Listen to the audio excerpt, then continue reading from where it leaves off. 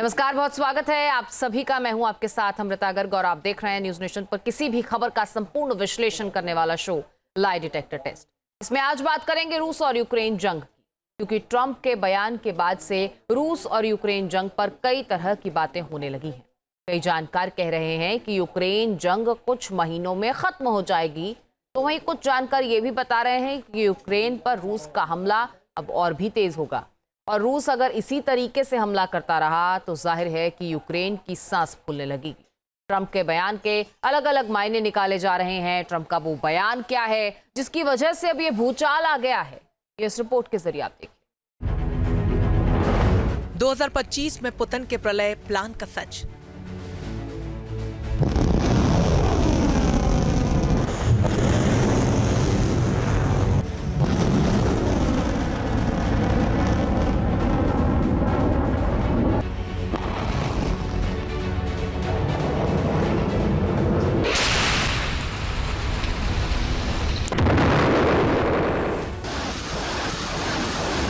Внимание! Выстрел!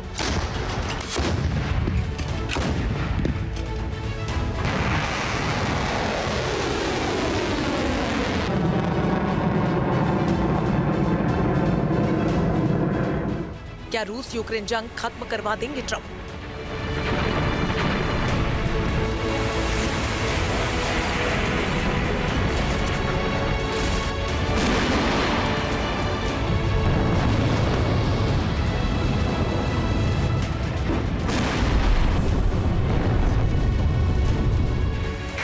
क्या ट्रंप की बात पुतिन मानेंगे?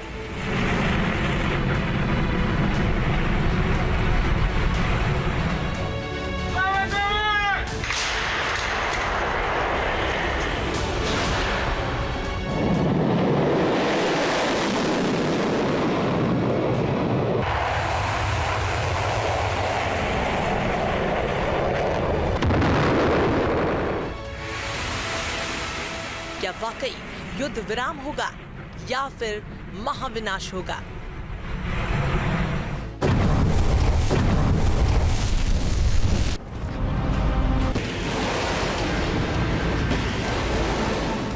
रूस और यूक्रेन की जंग 3 साल से चली आ रही है।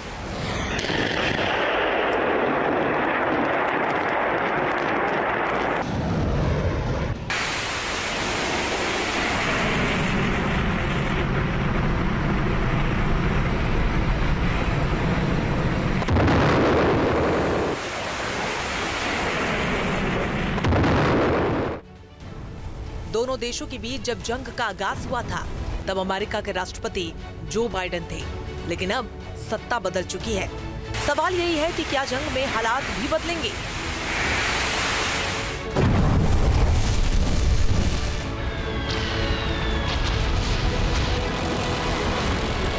क्या ट्रंप जिस बात को बार बार हर मंच से दोहरा रहे हैं कि वो युद्ध को खत्म करवा देंगे, क्या ये मुमकिन हो पाएगा?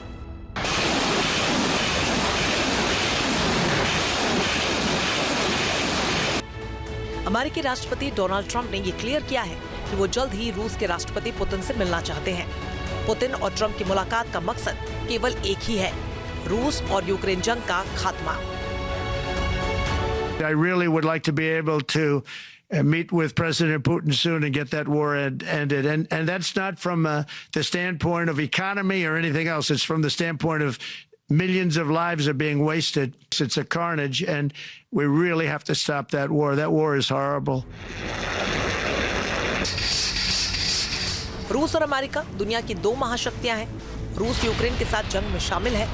आकार, आबादी और अपने से शक्ति में छोटे देश यूक्रेन को 3 साल से चले लंबे युद्ध में भी पुतिन घुटने के बल नहीं ला सके और न ही ज़ेलेंस्की ने सरेंडर किया, बल्कि यूक्रेन की सेना लगातार रूस पर प्रहार कर रही है। यूक्रेन को अमेरिका और नेटो का समर्थन है। अमेरिका अगर ज़ेलेंस्की के पीछे से हाथ खींच ले तो यूक्रेन घुटनों के बल आ जाएगा। ये बात ज़ेलेंस्की के साथ पुतिन भी जानते हैं। ऐसे में अब ट्रंप की ओर से पुतिन से मुलाकात की बात दोहराई गई है, तो पुतिन का भी बयान फौरन सामने आया। पुतिन ने भी ट्रंप की तारीफों के पुल बांध दिए हैं। Я не могу не согласиться с ним в том, что если бы он был президентом, если бы у него в 2020 году не украли победу,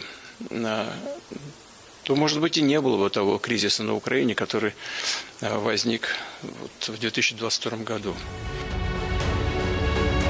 अमेरिका की सत्ता संभालने के बाद से ट्रंप की ओर से ऐसे ऐसे बयान दिए जा रहे हैं जिससे आने वाले दिनों में जियोपॉलिटिक्स बदलने की बात कही जा रही है, क्योंकि ट्रंप पहले चीन, फिर नॉर्थ कोरिया और अब रूस को लेकर ऐसी बात कह रहे हैं।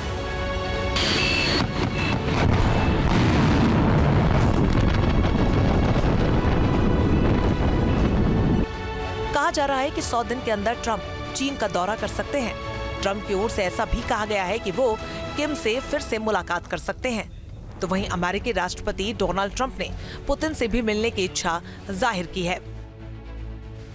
अमेरिकन राष्ट्रपति डोनाल्ड ट्रंप की आप कितने भी आलोचना कर लीजिए, लेकिन एक बात पर आपको गौर करना पड़ेगा कि वो अपने पहले कार्यकाल में भी और इस समय भी एक मीडिएटर की भूमिका काफी बेहतर तरीके से निभा लेते हैं। वो उन रास्तों पर चलना पसंद करते हैं जो कि परंपरागत नहीं है। यही वजह है कि रूस यूक्रेन युद्ध के बिहाफ में वो प्रेसिडेंट पुतिन से बात भी करना चाहते हैं, वहीं जेलेंस्की को आश्वासन भी देना चाहते हैं कि आपका सर्वनाश नहीं होने दिया जाएगा। वहीं पुतिन की अगर दृष्टिकोण को देखें तो वो साफ साफ इशारा कर चुके हैं कि अगर डोनाल्ड ट्रंप चाहेंगे तो युद्ध बंद हो जाएगा। लेकिन डोनाल्ड ट्रंप ऐसा क्यों चाहेंगे, ये सोचने वाली बात है। हकीकत यह है कि डोनाल्ड ट्रंप यहाँ पर एक मीडिएटर के अलावा एक व्यापारिक चश्मे को भी लगाए हुए हैं। वो ये देखना चाहते हैं कि इस युद्धबंदी से अमेरिका को कितना फायदा और नुकसान है। तमाम पहलुओं पर गौर करने के बाद ही डोनाल्ड ट्रंप कोई बीच का रास्ता निकालेंगे, लेकिन इस बात पर कोई शक नहीं है कि उनके अंदर पूरी क्षमता है कि वो इस युद्ध को रुकवा सकें। 20 जनवरी को अमेरिका के राष्ट्रपति पद की शपथ लेने के बाद ट्रंप के चौंकाने वाले बयान सामने आ रहे हैं। जब जिनपिंग से मिलने को लेकर ट्रंप की खबर आई तो ताइवान परेशान हो गया, जबकि चीन से ताइवान की सुरक्षा अमेरिका करता है। अमेरिका ने ताइवान को कई विध्वंसक हथियार दिए, डिफेंस सिस्टम दिए। फिर जब नॉर्थ कोरिया के तानाशाह की ट्रंप ने तारीफ की तो साउथ कोरिया की सांसें अटक गई, क्योंकि साउथ कोरिया को अगर किसी से सबसे बड़ा खतरा है तो वो है नॉर्थ कोरिया और उसके तानाशाह किम जोंग उन। और साउथ कोरिया का अमेरिका दोस्त है। और अब जब जंग जैसे हालात में ट्रंप पुतिन की तारीफों के पुल बांध रहे हैं, पुतिन ट्रंप का दिल खोलकर तारीफ कर रहे हैं, तो जेलेंस्की को ये बात खटक रही है और जेलेंस्की अलर्ट मोड में आ गए हैं। यूक्रेन के राष्ट्रपति जेलेंस्की का दावा है कि अमेरिकी राष्ट्रपति ट्रंप के बयानों को आधार बनाकर रूस के राष्ट्रपति पुतिन घालमेल करना चाहते हैं। जेलेंस्की का दावा है कि शांति वार्ता की चर्चा के बीच पुतिन अपना एजेंडा फिट करना चाहते हैं और जेलेंस्की की माने तो पुतिन बातचीत को ही मुद्दा बनाकर एक साजिश करना चाहते हैं, लेकिन उनकी एक भी चाल कामयाब नहीं होगी। जेलेंस्की का यह आदेश रूस द्वारा डोनेत्स्क, लुहांस्क, जापोरिजिया और खेरसोन ओब्लास्ट पर अवैध कब्जा करने के जवाब में सामने आया। यूक्रेन की माने तो रूस एक ओर तो बातचीत की बात दोहरा रहा है, युद्ध विराम के दावे कर रहा है, तो वहीं दूसरी ओर वो यूक्रेन पर लगातार हमले भी कर रहा है, यूक्रेन के शहरों पर कब्जा कर रहा है।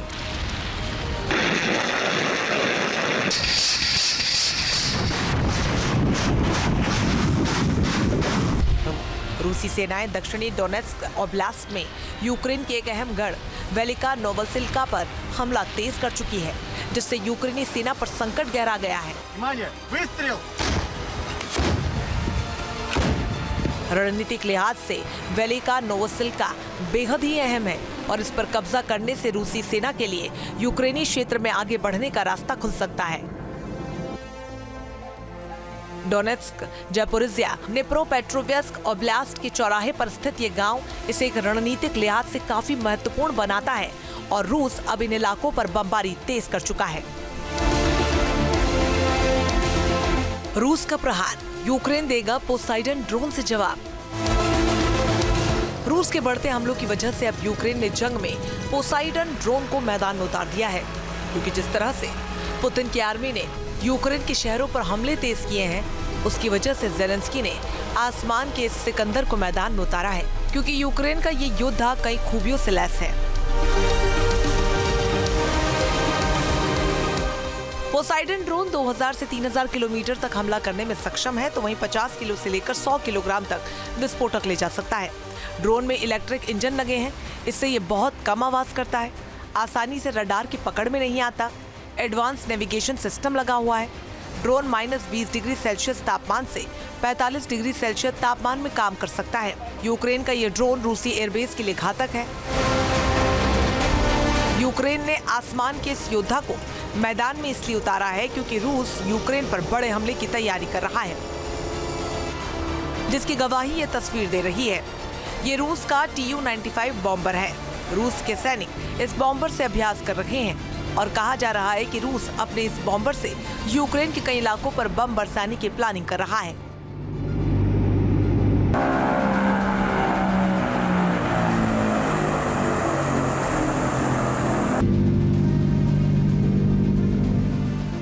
रूस का ये महाबली 640 किलोमीटर प्रति घंटे की स्पीड से हमला करता है। अमेरिका के B-52 की तरह ही Tu-95 को भी सबसे खतरनाक बम वर्षक माना जाता है, जो आज भी सेवा में है।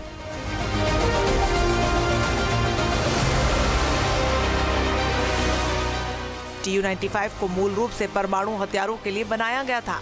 बाद में इसने कई बदलाव किए गए, जैसे कि क्रूज मिसाइलों की तैनाती, समुद्री गश्ती के लिए भी इसका इस्तेमाल किया जाने लगा।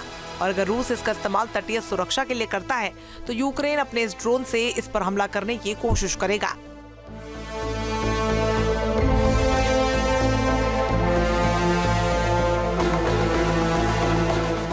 इस विमान की खामी ये है कि बहुत तेज आवाज करता है, लिहाजा इसे यूक्रेन के ड्रोन ट्रैक कर सकते हैं और इस पर हमला करने के लिए ही यूक्रेन ने पोसाइडन ड्रोन को जंगी मैदान में उतारा है।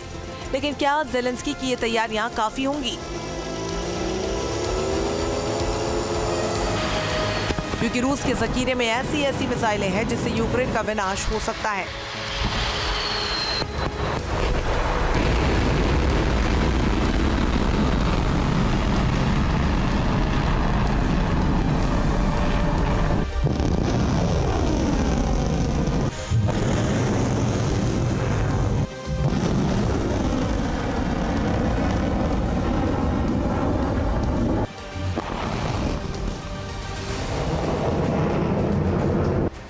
Number 1, RS-28 Sarmat. Number 2, Avangard missile.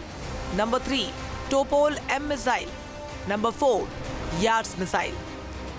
RS-28 Sarmat 25,000 kilometre प्रति घंटे से हमला करने में सक्षम है, तो वहीं ये 18,000 किलोमीटर तक दुश्मनों को तबाह कर सकती है, जबकि ये अपने साथ 10 परमाणु बम ले जा सकती है। एवनगार्ड मिसाइल की स्पीड 33,076 किलोमीटर प्रति घंटा है। ये 6,000 किलोमीटर तक हमला करने में सक्षम है, जबकि ये अपने साथ 6 परमाणु बम ले जा सकती है। टोपोल एम मिसाइल की स्पीड 24,696 किलोमीटर प्रति घंटा है। इसकी ऑपरेशनल रेंज 10,000 किलोमीटर है। ये अपने साथ 1 परमाणु बम ले जाने में सक्षम है। यार्स मिसाइल दुश्मनों पर 33,000 किलोमीटर प्रति घंटे की स्पीड से हमला कर सकती है। इसकी ऑपरेशनल रेंज 12,000 किलोमीटर है। ये अपने साथ 6 परमाणु बम ले जाने में सक्षम है।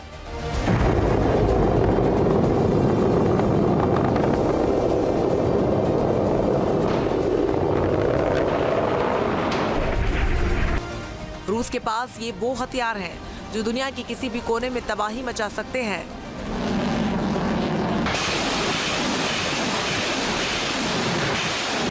रूस जिस तरह से यूक्रेन के शहरों पर हमला कर रहा है, उससे यूक्रेन की सांसें उखड़ रही हैं और सवाल उठने लगा है कि यूक्रेन बहुत जल्द हथियार डाल सकता है। तो इसके पीछे कई वजह भी बताई जा रही हैं। पहली वजह, यूक्रेन के हथियार खत्म हो रहे हैं। दूसरी वजह, अमेरिका ने सैन्य मदद रोक दी है। तीसरी वजह, कई नेटो देश हथियार देने से पीछे हट गए हैं। चौथी वजह, यूक्रेनी सैनिक थक चुके हैं। पांचवी वजह, रूस के हमले लगातार बढ़ रहे हैं। छठी वजह, कई हिस्सों पर रूस का कब्जा हो चुका है।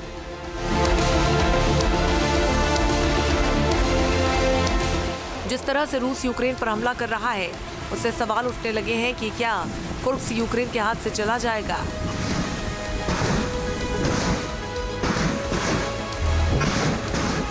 क्या संपूर्ण डोनेट्स्क पर रूस का कब्जा हो जाएगा?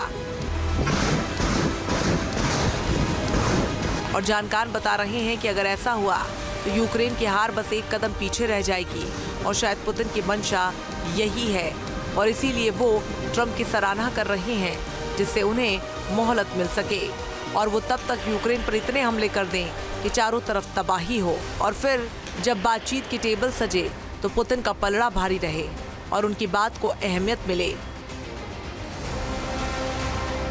शायद यही वजह है कि ज़ेलेंस्की कह रहे हैं कि पुतिन गोल गोल बातों के जरिए चाल चल रहे हैं, लेकिन वो कामयाब नहीं होंगे।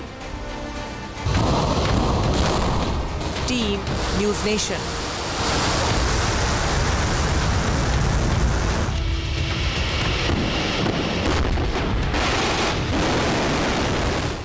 न्यूज नेशन अब व्हाट्सएप पर। खबरों की ताजा अपडेट के लिए न्यूज नेशन के इस QR कोड को स्कैन करें।